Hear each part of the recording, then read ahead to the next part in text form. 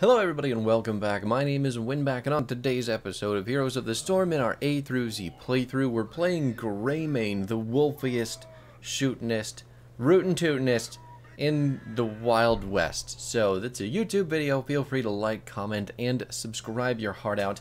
This will start off this week with the G's and end on the H's, I think. That's how that works. Yeah.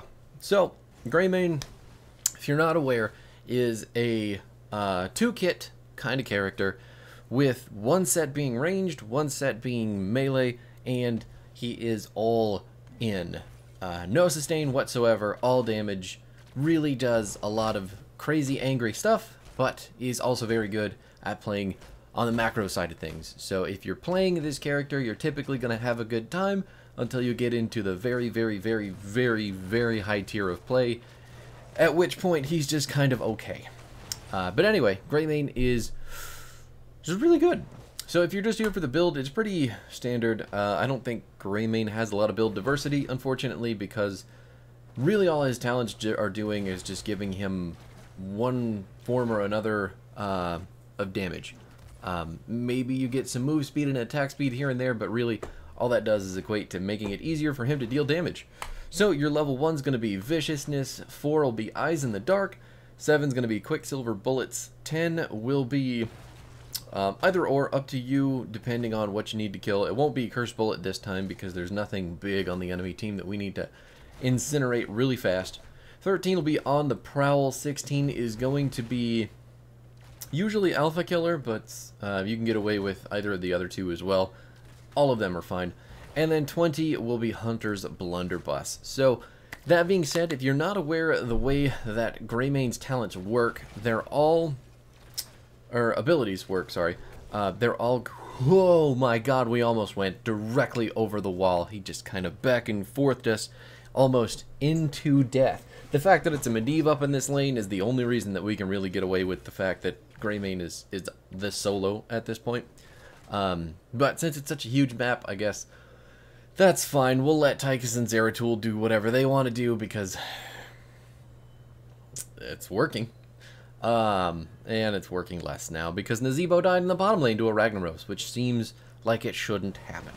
But since Medivh can only hit ranged stuff on us with his autos or his Q, we obviously have free reign to just auto attack him as much as possible, hit him with a billion cocktails, and then potentially jump in and kill him on cooldown if he decides to hang out and be, you know, crazy with what he's doing right now. Looks like my team is having a lot of trouble with the Camp, the Sylvanas, and the Ming, so that's a little bit unfortunate for them. But ultimately, I don't care because I'm doing fine. Let them do whatever they want to do. Now, Greymane's abilities in human form, you're going to get Gilnean Cocktail. That's your Q. It's okay. It goes out in a line. The range is kind of short, but whatever you hit on that initial line, you are going to explode in a cone behind that, dealing more damage. It's definitely really good for getting kills over walls, which is hilarious, and it is very good at clearing the wave if the wave is lined up or bunched up in a way that you can hit most of the cone ability damage. You know what I'm talking about. Your W in human form and also in Worgen form is going to be Inner Beast. You're going to get 50% attack speed for 3 seconds, and then basic attacks are going to refresh the duration. And reduce the cooldown. Oh, that's right. So anytime that you'll see the combo meter over here in the bottom left side when Inner Beast is going. That means that basically you're going to get half of that combo meter back in cooldown reduction. So if you get 10 combo, you get 5 seconds off the cooldown, and vice versa. Unless you pick the level 1 talent Wolfheart, which is going to reduce it by a full second, which is really helpful. Can we get that Ming, the protect on her, unfortunately, but she's just going to walk right back into the damage, and that's totally cool with me. Can't kill the Ragnaros, unfortunately, because Ariel is now paying attention, or can we? I don't understand what's happening here. I'll take it. I like killing people with the DPS character. We lost the objective, but the enemy team has less ability to do anything with it since so many of them are dead. Medivh's trying to get that kill on me, but I'm not going to let him. I refuse. Now, your E is the whole way that you transform in and out of Worgen form. So it's called Dark Flight when you are in human form, and this is going to leap you onto an enemy, shift you into Worgen, and then you're going to auto-attack the person in Worgen form when you land on them. Worgen form, you get 10 armor permanently, and you are going to hit much, much harder with your melees. Since you're melee, obviously, it makes more sense that you do a lot of damage because you're a lot less safe. You're going to be in a position where it's just real scary to do anything, but at the same time, all the damage that you get from this form is very good at clearing waves. It's very good at movement, and it's very good at doing camps. So it's one of the reasons that Greymane is just really, really, really strong macro-wise, because he can do camps on his own, he can clear waves on his own, he can do basically everything except get his own health back, which is the only downside to playing Greymane. But if he could do that, you would never see this character not picked, because that's broken. It's the only counterplay to him, and fortunately, if you can poke this character hard enough from safe enough range, he can't do anything, which is fantastic. Taking a building out on the bottom side, way to go team, while the enemy team just feels like this is all that they need to do. I don't specifically know why they're trying so hard to kill middle lane, but they're letting me have the top fort for free, and we've already got the bottom fort. There's the lava wave to counteract my push, but that's okay. 50% of a fort is still 50% more than I would have gotten if I had left. Now, our ultimate for this game, since everybody on the enemy team is squishy AF, is going to be Go for the Throat. We're going to leap at an enemy, shapeshift into Worgen, and do a shitload of damage. If the enemy is killed with that damage, we are going... I've been turned into a sheep. Turns out, I don't like being a sheep. I don't think anybody likes being a sheep, honestly. Even though they're cute, adorable, and fluffy, and apparently have wings, you can't really do anything else. So Medivh is just out for me, apparently, keeping me off of his teammates. Good job on him, I guess, with his shields and his stupid sheeping. But anyway, Go for the Throat. When we leap in, if the enemy that we attack with Go for the Throat is killed, we're going to get a free cast of Go for the Throat on another enemy, which is a 10-second window after you kill someone with the first, so that's pretty crazy good. Especially if you have a whole bunch of really low health squishy people, like the enemy team is just setting up for us. Ooh, Ming goes down to the Zeratul. The Spirit is still slapping everybody on the enemy team, and we don't even have to use our ultimate because I need to go clear that camp out. Rag is going to building up to defend the objective, and I just don't want to be there. So this is another really important thing about playing Greymane. You have to be aware of what's going on the map, and you usually have to be one of the first to react to it. If your offlaner's not doing it, you're going to be forced to do it because, honestly, you're the best wave clear most times outside of your offlaner or something like a Tassadar or I don't know. You get the picture. You get the picture. But Greymane ultimately is very map control oriented. You want to be making sure the lanes are going in the right direction, making sure there's camps out as much as possible, and then, yes, heal me please. You've been standing there. Thank you. There it is. The Innervate too. Oh, I appreciate that. Thank you. Yeah, no, I don't have any way to heal myself, so getting a heal from the healer while taking 50% of my health and damage from the camp. Ooh, there is the Go for the Throat, deleting the Ming way too fast, and the Ariel is going to waste. I clicked the wrong person. Ragnaros would have been dead there if I was any good at aiming whatsoever, but that's hilarious still. She's dead. We killed Ming with the Go for the Throat, so Ariel fucked up her crystal and used it on the Sylvanas. And she's almost dead as well, so. Anyway, back to the stuff. All that out of the way, though, I mean, that's basic abilities for you for Greymane. Not super interesting, but I mean, there's some nuance there, sure. One thing to remember is that when you go into Dark Flight, when you leap onto someone, you're always going to auto-attack them, at least once in Worgen form when you do that. So that means you're going to get quite a bit of damage on that leap provided you're not, immediately blinded or hitting a minion or something like that. So right now at level 14 we're hitting for 257 in human form, 359 in Worgen form. So that's 359 damage on top of whatever the damage is from Dark Flight. So you're hitting people pretty fucking hard. When your character like Ming and you only have a couple thousand health, 359 damage is a lot. So you can imagine how easy it is to die. So 159 damage plus 359 damage. It's about 500 damage just for using the Dark Flight and a single auto attack. Unless it's all shielded away by the fucking Birdman, and down you go. Well, that's unfortunate. There's always a portal, there's always a shield, there's always a sheep, and that is how Medivh makes playing the game super unfun. But at the same time, it's not like he's doing exceptionally well or anything, so we're kind of crushing it, if I'm being honest.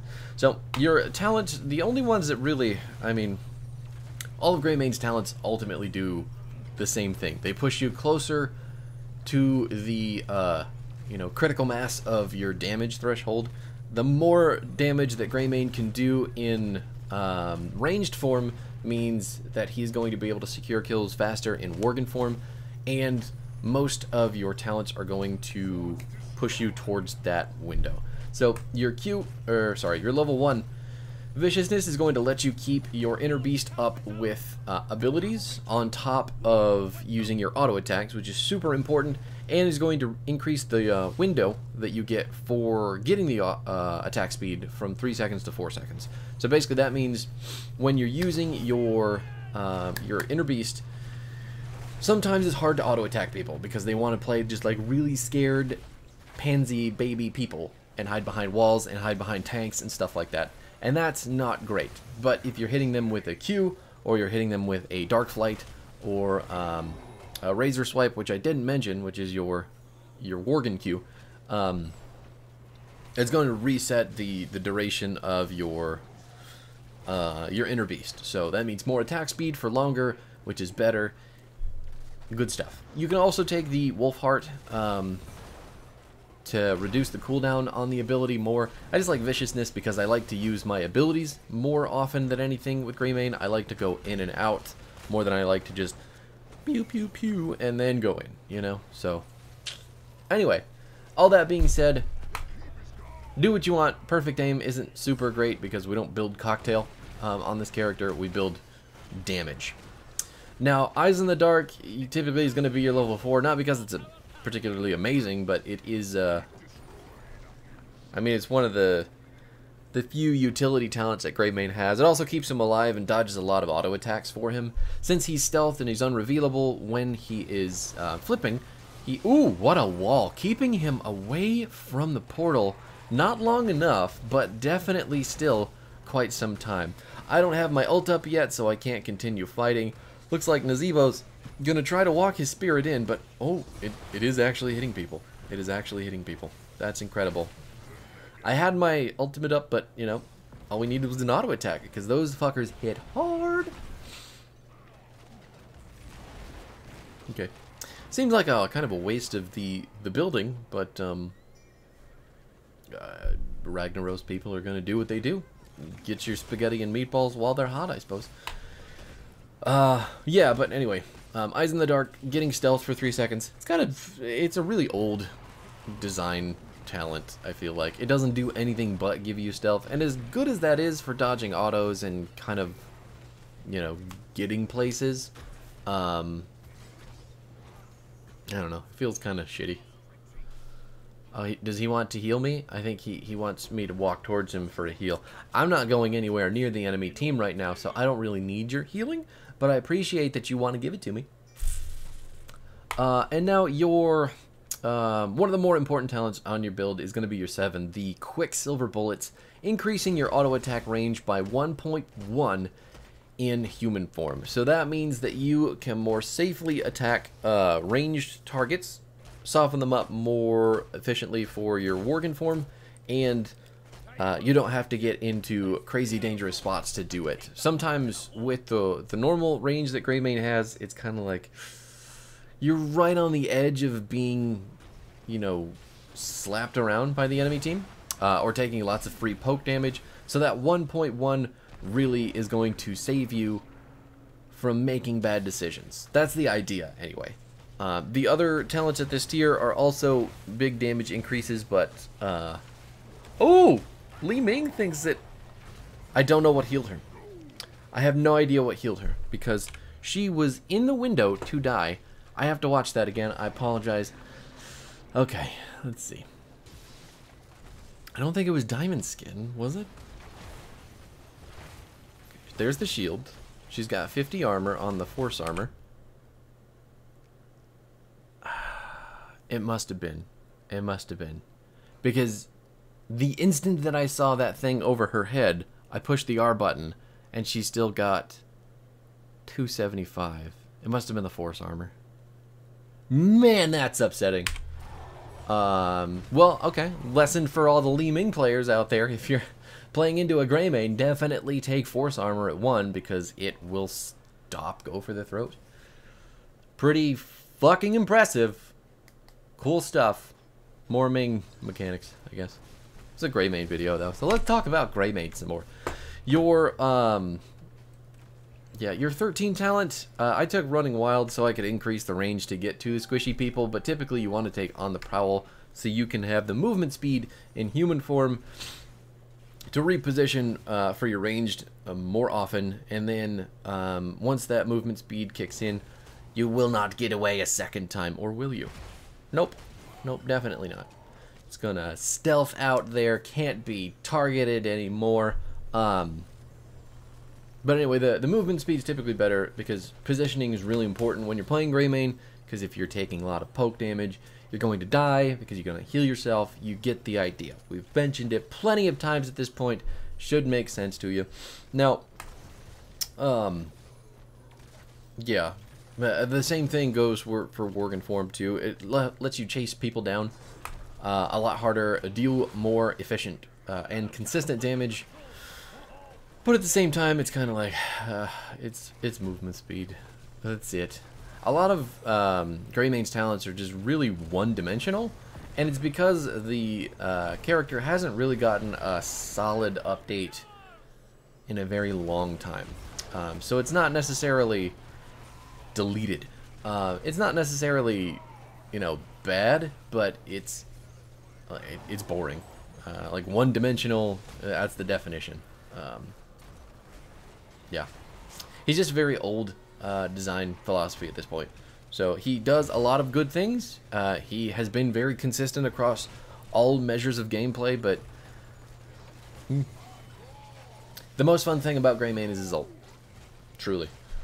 And then your there's Alpha Killer. I mean, it's a giant killer at 16. The only other talent that really requires any explanation is the 20. So a lot of people look at Hunter's Blunderbuss and say, why would anyone take that? That's so lame. And I agree, it is kind of lame. It's just splash on your auto attacks, but they splash for 100% damage. So you're basically doing all of the damage that your autos are doing to targets behind the person or object that you're shooting. So it's just stupid how much damage this ability can do. And